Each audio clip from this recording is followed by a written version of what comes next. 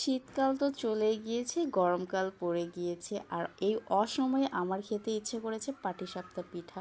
কোনো রকম প্রিপারেশান ছাড়াই আজকে ঘরেই তৈরি করে নিলাম পাটিসাপটা পিঠা। এখানে আমি খিসা তৈরি করে নিয়েছি। 1 লিটার দুধকে আমি প্রচুর পরিমাণে ঘন করে নিয়েছি। সামান্য একটু নাজিসের চাল দিয়েছি, গুঁড়া দুধ আর ঘি দিয়ে খিসাটা তৈরি করে নিয়েছি। এই তো আমার এটা খিসার ফাইনাল লুক। খিসাটা অনেক মজা হয়েছে। আর এটা হচ্ছে পাটিসাপটা পিঠার গোলাটা এমনি চালের গুঁড়ি দিয়ে পানি দিয়ে আমি গুলিয়ে নিয়েছি। দেন হচ্ছে এতে ফ্রাই প্যানটা গরম করে এখানে একের পর এক গোলা দিয়ে দিচ্ছি। তারপর হচ্ছে উপরে খিসাটা দিয়ে দিচ্ছি।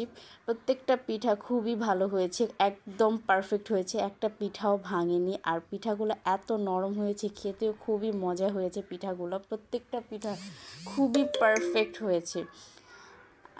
জীবনে প্রথমবার আমি হচ্ছে খিরসা বানিয়েছি, তবে প্রথমবার হিসাবে যে এতটা মজার হবে আর এতটা পারফেক্ট হবে আমি কখনো ভাবতে পারিনি। সবাই খেয়ে অনেক প্রশংসা করেছে, অনেক ভালো হয়েছে পিঠাগুলো। এই যে দেখেন আমার পিঠাগুলোর ফাইনাল লুক, মাশাল্লাহ।